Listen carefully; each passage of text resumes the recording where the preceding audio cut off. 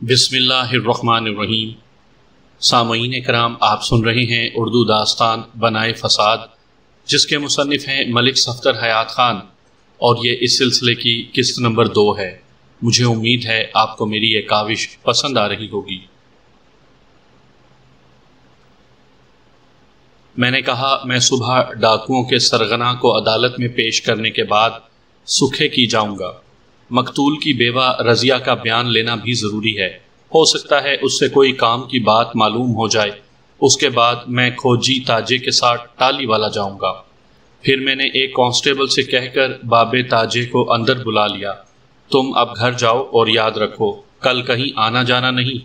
وہ میرے سامنے آ کر کھڑا ہوا تو میں نے کہا تمہیں کل میرے ساتھ ٹالی والا جانا پڑے گا، وہاں بھی کچھ تفتیش کرنا ہے۔ اچھا جی سرکار، وہ دھیمے لہجے میں بولا۔ پھر پوچھا وہ میرا انعام جناب؟ اوئے انعام کے گھوڑے، بڑی جلدی پڑی ہے تمہیں؟ اے ایس آئی نے اسے جھڑکا۔ پہلے بندہ تو پھڑ لیں، تمہیں انعام بھی دیں گے۔ بھولنا جانا سرکار، اس کے لہجے سے بے یقینی عیاں تھی۔ میں غریب آدمی ہوں، آپ کو قانون ہے، آپ کے ہاتھ بڑے لمبے ہوتے ہیں۔ میں نے تسلی آمیز لہجے میں کہا فکر نہ کر بابے تاجے، اگر قاتل ہمارے ہاتھ آ گیا تو تمہارا انعام پکا۔ وہ مجھے دعائیں دیتا ہوا رخصت ہو گیا۔ دوسرے روز میں عدالتی مصروفیات سے فارغ ہو کر تھانے پہنچا تو اے ایس آئی کوٹ کشال سے واپس آ چکا تھا۔ اس کا دورہ ناکام رہا تھا۔ گاؤں میں ڈنگر چور کے بارے میں سنسنی خیز افواہیں تو بہت سننے میں آئی تھیں، مگر اس کا کوئی سراغ نہیں مل سکا تھا۔ کوٹ کشال ویسے بھی بہت چھوٹا سا گاؤں تھا، وہاں روپوش ہونا آسان کام نہیں تھا۔ سچی بات تو یہ تھی کہ مجھے ابھی تک گامے کے وجود کا یقین ہی نہیں آیا تھا، مگر تفتیش کی گاڑی شک کے پٹرول سے چلتی ہے۔ پولیس والے ہر بات پر شک کرنے کے لیے مجبور ہوتے ہیں، یہی شک انہیں مجرم کی گردن تک پہنچا دیتا ہے۔ ہزار کوشش کے باوجود خوشی محمد کے قتل کی خبر رضیہ سے چھپائی نہیں جا سکی تھی۔ میں جب اس کے پاس پہنچا تو وہ اپنے شوہر کی موت سے آگاہ ہو چکی تھی۔ اس کی حالت ناگفتہ بات تھی، اس نے ایک بیٹے کو جنم دے کر شوہر کو کھو دیا تھا۔ خاوند کی المناک جدائی نے اسے نڈھال کر رکھا تھا۔ میں تھوڑی دیر کی کوشش کے بعد سمجھ گیا کہ اس حالت میں رضیہ سے کوئی کام کی بات معلوم نہیں ہو سکے گی، چنانچہ میں کھوجی تاج محمد کے ساتھ ٹالی والا روانہ ہو گیا۔ 2 کانسٹیبل بھی میرے ساتھ تھے۔ ٹالی والا میں پہلے 1-2 مرتبہ آ چکا تھا۔ ہم گاؤں میں داخل ہوئے ہی تھے کہ سامنے سے گھوڑے پر سوار چودھری ظفر علی آتا دکھائی دیا۔ چودھری ظفر علی سے پہلے بھی میری ملاقات ہو چکی تھی۔ ست بسم اللہ، اس نے ہمیں دیکھتے ہی کہا ملک صاحب خیریت تو ہے؟ وہ تاج محمد کی طرف دیکھ کر بولا کوئی واردات شاردات ہو گئی ہے کیا؟ کھوجی کو ساتھ لیے پھر رہے ہیں؟ مجھے بابے تاجے کی شہرت کا یقین ہو گیا۔ میں نے کہا چودھری صاحب، سکھے کی میں ایک قتل کی واردات ہو گئی ہے۔ کھرا بتاتا ہے کہ قاتل اس گاؤں میں آیا ہے، ہمیں آپ کے تعاون کی ضرورت پڑے گی۔ دسو ملک صاحب، کیا خدمت کروں آپ کی؟ میں نے سوچتے ہوئے کہا مشکل یہ پیش آ رہی ہے کہ گاؤں میں داخل ہونے کے بعد کھرا غائب ہو گیا ہے، مگر میرے پاس ایک ایسی نشانی ہے کہ قاتل کا پتہ چل سکتا ہے۔ آپ میرے ساتھ آئیں جی، چودھری نے کہا۔ پہلے کوئی لسی پانی پئیں پھر بات کرتے ہیں، بھری دوپہر میں پسینہ پسینہ ہو رہے ہیں آپ۔ وہ ہمیں اپنے ساتھ حویلی میں لے آیا۔ ایک ملازم صورت شخص نے جھک کر ہمیں سلام کیا اور ہمارے گھوڑے ہم سے لے کر ایک جانب باندھ دیے۔ ہم چودھری کی بیٹھک میں آ گئے۔ چودھری حویلی کے اندرونی حصے میں چلا گیا۔ تھوڑی ہی دیر بعد واپس آ کر بولا ہن دسو ملک صاحب، میں کیا تعاون کروں؟ میں اس گاؤں کے مردوں کی شناخت پریڈ کرنا چاہتا ہوں، میں نے معنی خیز انداز میں کہا۔ شناخت پریڈ؟ چودھری نے سوالیہ نظروں سے میری جانب دیکھا۔ لگتا ہے قاتل کی کوئی نشانی ہے آپ کے پاس۔ میں نے کہا آپ کا اندازہ درست ہے۔ پھر پوچھا اس گاؤں سے کوئی شخص باہر تو نہیں گیا ہوا؟ ابھی معلوم کر لیتے ہیں، اس نے پرخیال انداز میں کہا، پر پتہ تو چلے آپ کے پاس نشانی کون سی ہے؟ میں نے ایک جھولے سے خصے کا کنگ سائز دایاں پاؤں نکال کر چودھری ظفر علی کو دکھایا۔ اوہ، یہ تو خاصا بڑا ہے، لگتا ہے کسی جن کے پاؤں کا ہے، چودھری نے چونک کر کہا۔ میں نے وضاحت کی کہ یہ ہمیں جائے واردات سے ملا ہے، اس کے مالک کی تلاش ہے اور وہ اسی گاؤں میں آیا ہے۔ چودھری نے ایک ملازم کو آواز دے کر ہدایت کی کہ اچھو کو بلا لائے۔ میں نے پوچھا کیا یہ خصہ اچھو کا ہے؟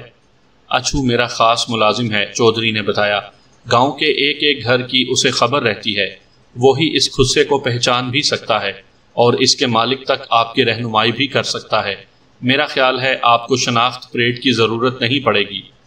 یہ تو اور بھی اچھی بات ہے، میں نے کہا۔ اسی وقت ایک ملازمہ ٹرے میں لسی کا جگ اور 4 گلاس لیے بیٹھک میں داخل ہوئی۔ ٹرے میز پر رکھنے کے بعد اس نے گلاسوں میں لسی ڈال دی۔ چودھری نے ملازمہ کے جانے کے بعد کہا، لیں جی ملک صاحب، ذرا پیاس بجھائیں۔ میں نے کھانے کا بھی کہہ دیا ہے، ابھی تھوڑی دیر میں بندوبست ہو جائے گا۔ کھانے کی تکلیف نہ کریں چودھری صاحب۔ آپ بھی کمال کرتے ہیں ملک صاحب، کھانے کا وقت ہو رہا ہے، آپ میری حویلی سے کھانا کھائے بغیر نہیں جا سکتے۔ اس دوران میں بابا تاجہ غٹا غٹ لسی کا گلاس خالی کر چکا تھا۔ دونوں سپاہیوں نے بھی اپنے گلاسوں کے ساتھ انصاف کرنا شروع کر دیا تھا۔ گرمی نے واقعی ہمارا برا حال کر رکھا تھا۔ میرا گلاس ختم ہونے سے پہلے اچھو وہاں موجود تھا۔ پولیس والوں کو بیٹھک میں دیکھ کر اسے کوئی حیرت نہیں ہوئی تھی۔ چودھری نے خصے کا پاؤں اچھو کو دکھاتے ہوئے پوچھا، اسے پہچانتے ہو اچھو؟ اس نے خصے کو ہاتھ میں لے کر بغور جائزہ لیا، پھر چودھری کی جانب دیکھتے ہوئے بولا، میں سمجھا نہیں چودھری صاحب۔ اوے عقل کے انے، میں پوچھ رہا ہوں کیا تم جانتے ہو یہ خصہ کس کا ہو سکتا ہے؟ لو اور دسو، یہ بھی بھلا کوئی پوچھنے والی بات ہے؟ اچھو نے عجیب سے لہجے میں کہا، یہ تو اسی جن کے پتر کا ہو سکتا ہے، اتنا بڑا پاؤں ہمارے گاؤں میں اور کسی کا نہیں ہو سکتا۔ چودھری نے ذرا غصے سے کہا، اوے بجارتے کیا ڈالتے ہو، سیدھی طرح نام کیوں نہیں بتاتے؟ وہ جناب سخاوت علی ہے نا، یہ خصہ اسی کا ہو سکتا ہے۔ میں فوراً اٹھ کر کھڑا ہو گیا۔ سخاوت علی کا گھر کدھر ہے؟ میں نے چودھری کی جانب دیکھتے ہوئے کہا، ہم ابھی وہاں جائیں گے۔ او بیٹھیں ملک صاحب، سخاوت علی کو یہیں بلا لیتے ہیں، چودھری نے کہا۔ بس کھانا تیار ہونے ہی والا ہے، میں نے ککڑ شکڑ بھوننے کو کہا ہے۔ نہیں چودھری صاحب، آپ کا کھانا ادھار رہا، میں نے جلدی سے کہا۔ دونوں سپاہی اور بابا تاجہ بھی کھڑے ہو چکے تھے۔ پھر کبھی موقع ملا تو ضرور کھا لیں گے، پہلے کام بعد میں تام، پھر آرام۔ جیسے آپ کی مرضی جناب۔ چودھری بھی اٹھ کھڑا ہوا، پھر اچھو کو مخاطب کرتے ہوئے کہا، ملک ہورانو سخاوت علی کا گھر دکھا۔ ٹھیک 5 منٹ کے بعد ہم سخاوت علی کا دروازہ کھٹکھٹا رہے تھے۔ تیسری دستک پر دروازہ ایک بوڑھی عورت نے کھولا۔ اپنے سامنے پولیس کو دیکھ کر اس کے چہرے کا رنگ اڑ گیا۔ گھبراہٹ میں اس نے دروازہ بند کرنا چاہا، مگر میں نے جلدی سے اپنا دایاں پاؤں دروازے کے بیچ میں پھنسا کر اس کی اس کوشش کو ناکام بنا دیا۔ پھر سخت لہجے میں کہا، او مائی، یہ سخاوت علی کا گھر ہے؟ وہ ہراساں لہجے میں بولی، جی سخاوت علی میرا پتر ہے۔ میں نے کہا، ہم ایک تفتیش کے سلسلے میں اس سے ملنے آئے ہیں، باہر نکالیں اسے۔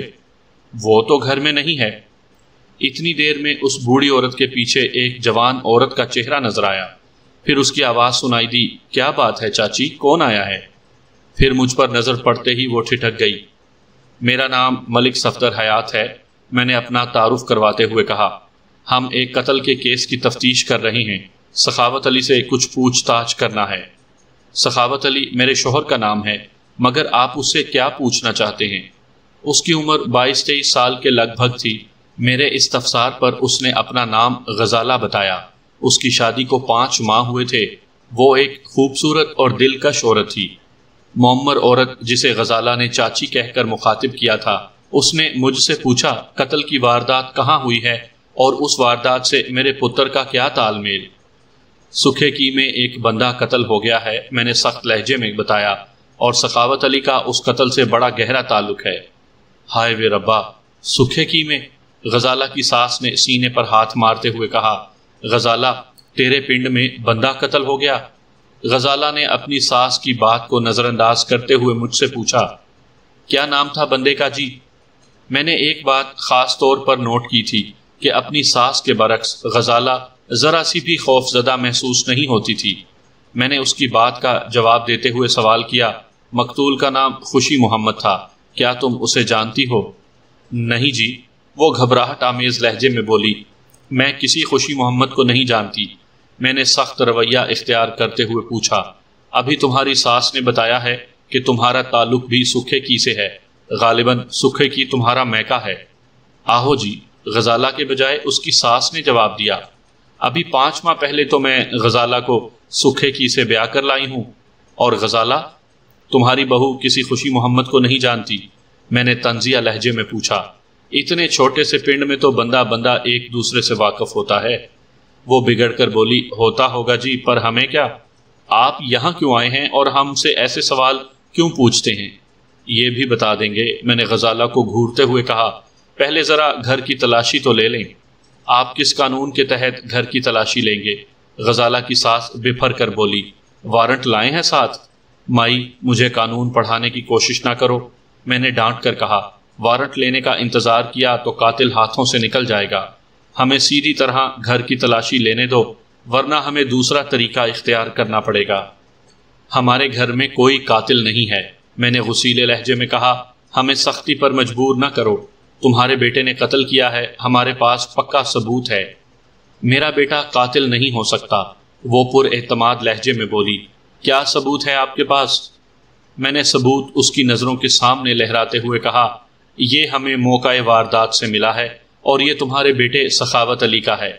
وہ ایک دم پریشان نظر آنے لگی، لیکن غزالہ نے کسی گھبراہٹ یا خوف کا اظہار نہیں کیا۔ مجھے اس کا رد عمل کھٹک رہا تھا، یا شاید یہ میرا وہم تھا۔ ممکن تھا وہ مضبوط اعصاب کی مالکہ ہو۔ غزالہ کی ساس نے لرزیدہ لہجے میں کہا، یہ غصہ تو میرے سخاوت ہی کا ہے۔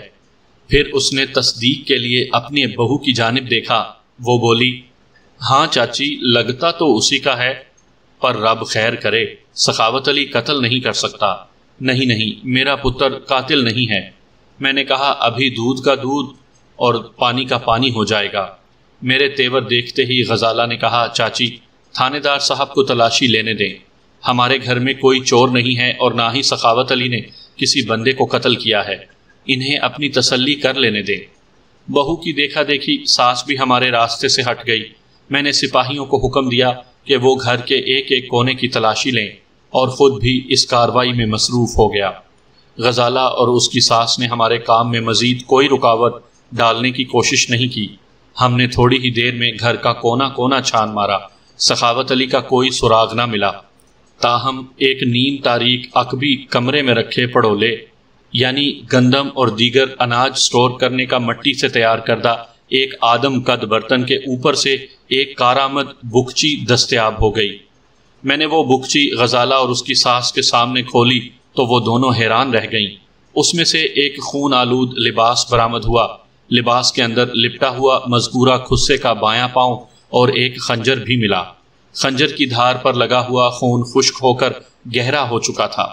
میں نے وہ تمام چیزیں سخاوت علی کی ماں کو دکھاتے ہوئے پوچھا، ان کپڑوں کو تو پہچانتی ہو؟ کپڑے تو سخاوت علی کے ہی ہیں، پر وہ قاتل نہیں ہے، میں نے اس کا جملہ مکمل کرتے ہوئے طنزیہ لہجے میں کہا۔ یہی کہنا چاہتی ہو نا تم؟ پھر میں نے غزالہ کی جانب مڑتے ہوئے پوچھا، تم کیا کہتی ہو؟ وہ دونوں ہاتھوں سے سر تھام کر بولی، میری تو کچھ سمجھ میں نہیں آ رہا۔ اسی اثناء میں سخاوت علی بھی وہاں پہنچ گیا۔ وہ پولیس کو اپنے گھر میں دیکھ کر بوکھلا گیا تھا۔ میں نے فوراً ایک سپاہی کو حکم دیا، اوئے گرفتار کر لو اسے۔ سخاوت علی کی عمر کا اندازہ میں نے 29-30 سال لگایا تھا۔ وہ مضبوط کاٹھی کا مالک ایک دراز قامت شخص تھا۔ میں نے اس کے پاؤں کا بطور خاص جائزہ لیا۔ وہ غیر معمولی طور پر بڑے تھے۔ پاؤں کی طرح اس کے ہاتھ بھی خاصے بڑے بڑے تھے۔ سخاوت علی کے دونوں پاؤں ایک جیسے تھے، یعنی دایاں پاؤں بائیں کی بنسبت چھوٹا نہیں تھا، اور اس بات سے کھوجی کے بیان کی تردید ہوتی تھی۔ باقی شہادتیں موجود تھیں۔ آلہ قتل برآمد ہو چکا تھا۔ اب قتل کا محرک معلوم کرنا باقی رہ گیا تھا۔ سپاہی ہتھ کھڑی لے کر آگے بڑھا تو سخاوت علی پیچھے ہٹتے ہوئے بولا، یہ سب کیا ہو رہا ہے جناب؟ مجھے کیوں گرفتار کیا جا رہا ہے؟ میں نے کیا کیا ہے؟ زیادہ بک بک نہ کروئے۔ دوسرے سپاہی نے اسے پیچھے سے پکڑ لیا۔ پہلے گرفتاری دو، پھر سب پتہ چل جائے گا۔ دونوں سپاہیوں نے مل کر اسے الٹی ہتھ کڑی لگا دی۔ وہ بری طرح مچل رہا تھا۔ میں نے پوچھا، سخاوت علی تمہارا نام ہے؟ جی ہاں، مگر بات کیا ہے؟ ایک سپاہی نے اس کی گردن پر مکہ رسید کرتے ہوئے کہا، اوئے باگڑ بلے، قتل کی واردات کرتے ہو اور معصوم بنتے ہو؟ قتل؟ وہ حیرت آمیز لہجے میں بولا، جناب یہ کیا کہتے ہیں آپ؟ اگر وہ اداکاری کر رہا تھا تو بہت کامیاب اداکاری تھی اس کی۔ قتل کیا ہے تم نے؟ میں نے اس کے منہ پر ایک زوردار تھپڑ رسید کیا۔ خوشی محمد کو قتل کیا ہے، سکھے کی میں۔ وہ بدستور الجھن آمیز انداز میں بولا، آپ کو کوئی غلط فہمی ہوئی ہے سرکار۔ اوئے، قانون کی آنکھوں میں دھول جھونکتا ہے۔ ایک کانسٹیبل نے اس کی پنڈلی پر ٹھڈا مارا۔ ہمیں کبھی غلط فہمی نہیں ہوتی۔ ایک لمحے کے لیے وہ انتہائی بے بس اور لاچار نظر آیا۔ میں نے خون آلود لباس اس کی جانب بڑھاتے ہوئے پوچھا، یہ کپڑے تمہارے ہیں؟ وہ اٹک اٹک کر بولا، کپڑے تو میرے ہی ہیں، مگر ان پر خون کیسے لگ گیا؟ اوئے ایکٹر کے پتر، زیادہ اداکاری نہ کر ورنہ حلیہ بگاڑ کر رکھ دوں گا۔ میں نے رولر اس کے کندھے پر مارا، یہ خصے بھی تیرے ہی ہیں؟ اس نے اسبات میں سر ہلا دیا۔ میں نے پوچھا، اور یہ خنجر؟ میں اس کے بارے میں کچھ نہیں جانتا۔ تمہارے تو بڑے بھی جان جائیں گے۔ سپاہی نے گردن سے پکڑ کر اسے ایک جھٹکا دیا، پھر مجھ سے مخاطب ہوا، ملک صاحب اسے تھانے لے چلیں؟ وہ رو دینے والے انداز میں بولا، مگر کیوں؟ میں آپ کو بتا چکا ہوں کہ میں نے کسی خوشی محمد کو قتل نہیں کیا۔ انجان بننے کی کوشش نہ کرو۔ میں نے اس کی آنکھوں میں دیکھتے ہوئے سخت لہجے میں کہا، تم 27 جون منگل کی رات کہاں تھے؟ واضح رہے کہ خوشی محمد کا قتل مذکورہ دن اور تاریخ کو ہوا تھا۔ اس نے جواب دیا، میں اپنے گھر میں تھا۔ میں نے اچانک پوچھا، تم نے خوشی محمد کو قتل کیوں کیا؟ آپ کا دماغ خراب ہو گیا ہے۔ سپاہی نے ایک زوردار لات اس کی کمر پر جمائی۔ اوئے، منہ سنبھال کر بات کر، نہیں تو منہ توڑ دوں گا۔ سخاوت علی کی ماں نے چیخ کر کہا، آپ میرے بیٹے کے ساتھ زیادتی کر رہے ہیں۔ میرا پتر قاتل نہیں ہے۔ ماں کی حمایت پا کر سخاوت علی بھی ہاتھ پاؤں ہلانے لگا اور ہمیں برا بھلا کہنے لگا۔ اس کی بیوی البتہ خاموشی سے یہ سارا تماشا دیکھ رہی تھی۔ اس کا رویہ اس موقع کی مناسبت سے حیرت زدہ کر دینے والا تھا۔ اس گھر میں ان 3 افراد کے سوا اور کوئی نہیں تھا۔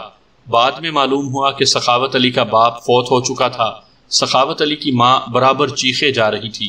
میں نے ذرا سخت لہجے میں کہا، بی بی چپ کر کے کھڑی ہو جا، ہمیں اپنا کام کرنے دے۔ پھر میں نے خون آلود کپڑے، سخاوت علی کا خصہ اور آلہ قتل اپنے قبضے میں کرتے ہوئے سپاہیوں سے کہا، چلو بھائی لے چلو اسے تھانے۔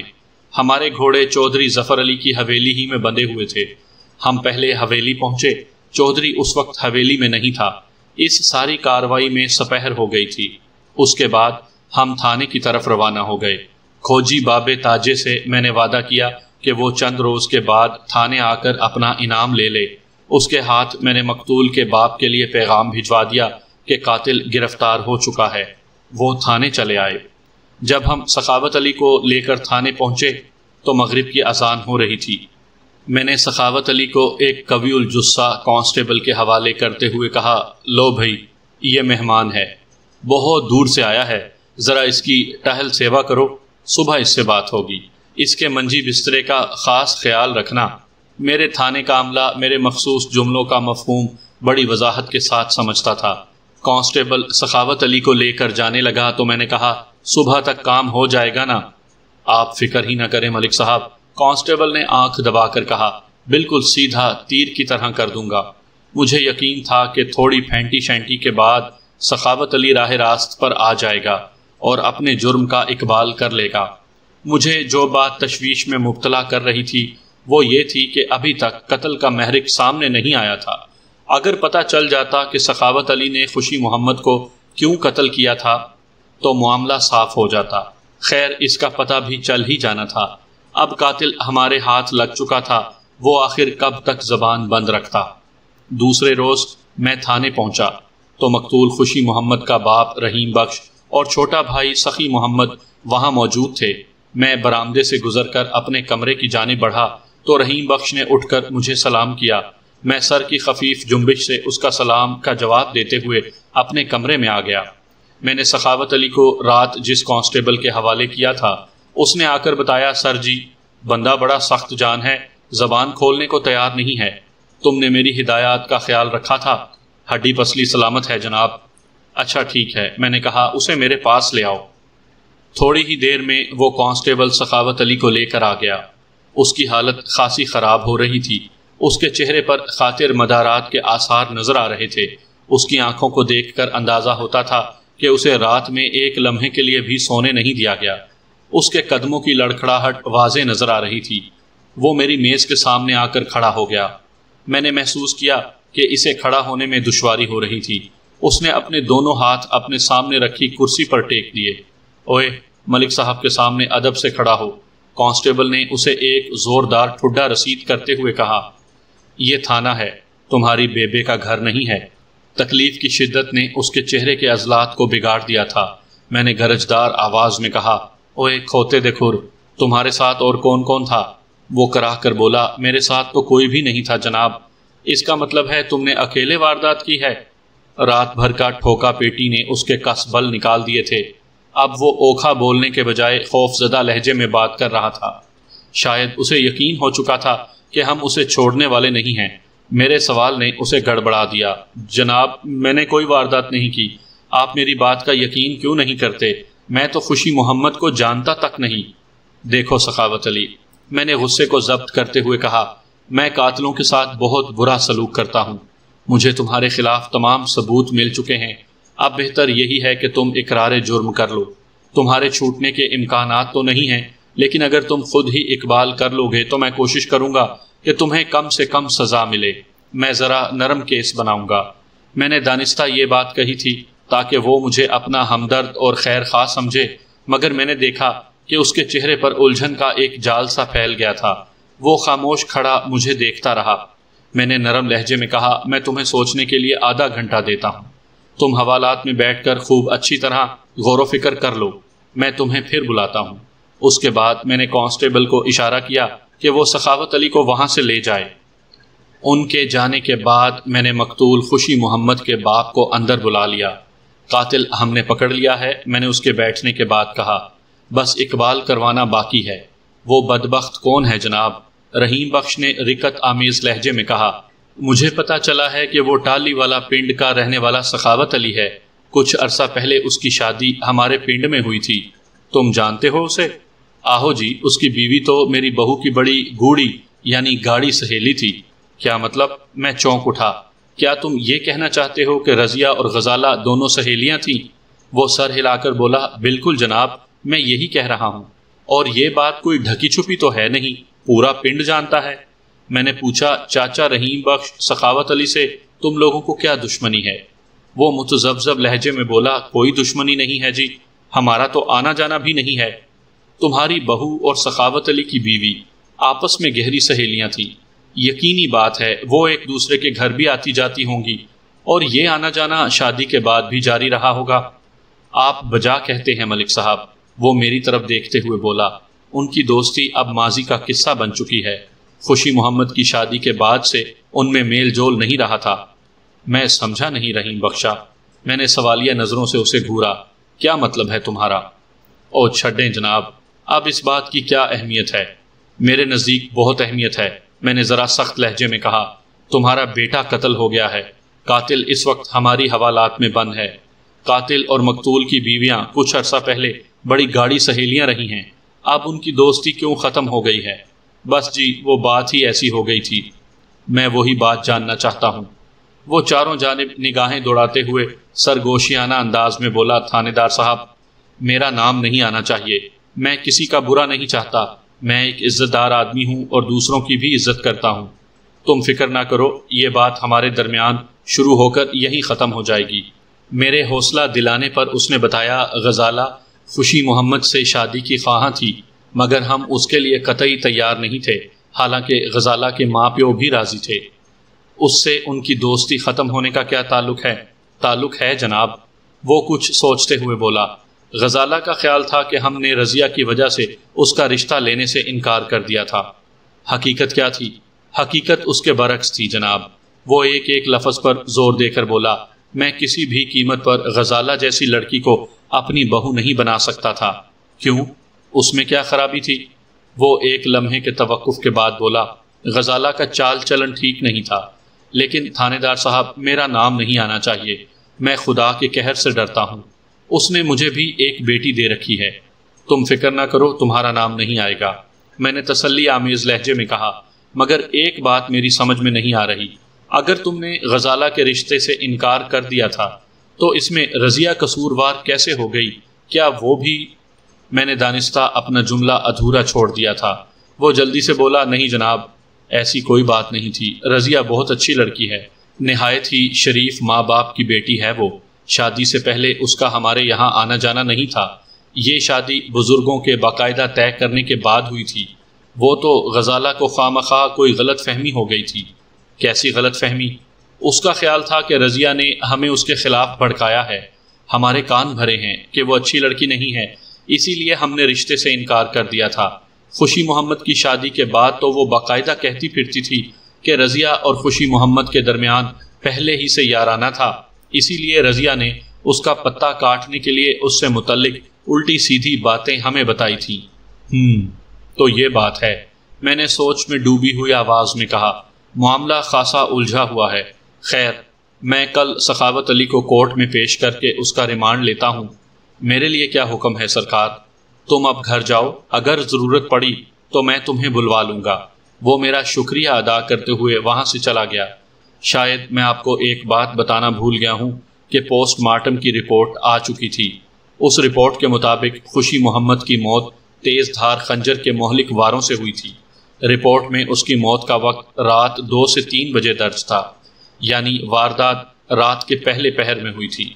اگر پوسٹ مارٹم کی رپورٹ کے وقت کو تھوڑا سا آگے بڑھا لیا جائے تو یہ وہی وقت تھا جب مولوی عبد الرحمن نے اس پر اسرار مویشی چور گامے کو باڑے سے کود کر بھاگتے ہوئے دیکھا تھا۔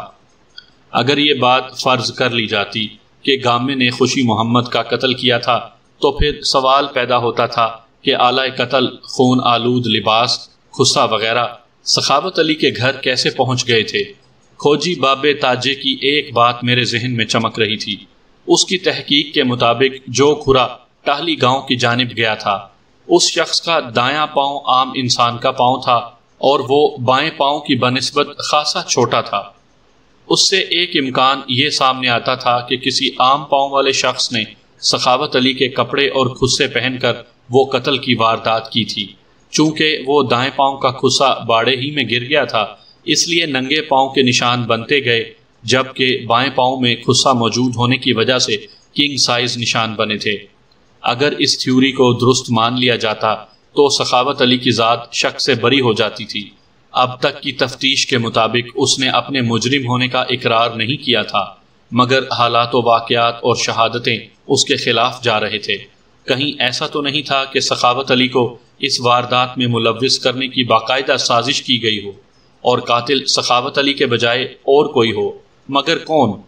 گاما مویشی چور یا غزالہ؟ غزالہ کا نام ذہن میں آتے ہی میں سیدھا ہو کر بیٹھ گیا۔ وہ اپنے دل میں رضیہ اور خوشی محمد کے لیے نفرت کا ایک طوفان رکھتی تھی۔ ممکن ہے اس نے گامے کے ذریعے… اچانک میری سوچ کو بریک لگ گئے۔ اگر غزالہ نے انتقام کی آگ ٹھنڈی کرنے کے لیے گامے کے ذریعے خوشی محمد کو ٹھکانے لگوا دیا تھا تو پھر اس نے قربانی کا بکرا اپنے خاوند کو کیوں بنایا؟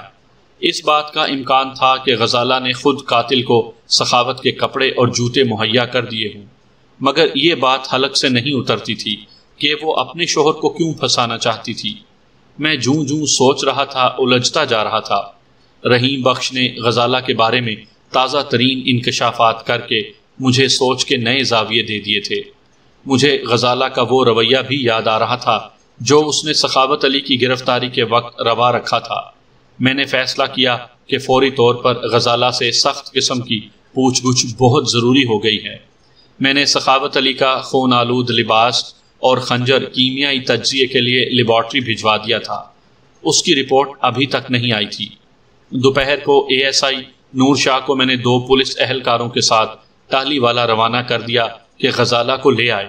میں نے اسے خصوصاً تاکید کر دی تھی کہ سخاوت علی کی ماں کو بھی ساتھ لیتا آئے۔ اسے میں نے ایک خاص مقصد کے تحت بلایا تھا۔ اگلا دن بڑا سنسنی خیز تھا۔ گزشتہ روز ASI نور شاہ ٹاہلی والا سے واپس نہیں آ سکا تھا۔ اس کی وجہ وہ طوفانی بارش تھی جو غروب آفتاب سے کچھ ہی دیر پہلے شروع ہوئی تھی اور رات گئے تک جاری رہی تھی۔ مجبوراً نور شاہ کو چودھری ظفر علی کی حویلی میں رات گزارنا پڑی تھی۔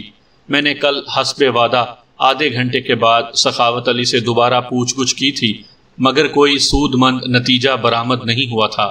چنانچہ آج میں نے صبح ہی صبح اسے عدالت میں پیش کر کے 7 دن کا ریمانڈ حاصل کر لیا تھا۔ میں تھانے پہنچا تو لیبارٹری سے کیمیائی تجزیے کی رپورٹ آ چکی تھی۔ سخاوت علی کے لباس پر پائے جانے والے خون کے دھبے مقتول خوشی محمد کے خون کے ہی تھے۔ خنجر پر بھی مقتول کا ہی خون لگا ہوا تھا۔ اسی طرح آلۂ قتل کی تصدیق ہو گئی تھی۔ خوشی محمد کو اسی خنجر سے موت کے گھاٹ اتارا گیا تھا۔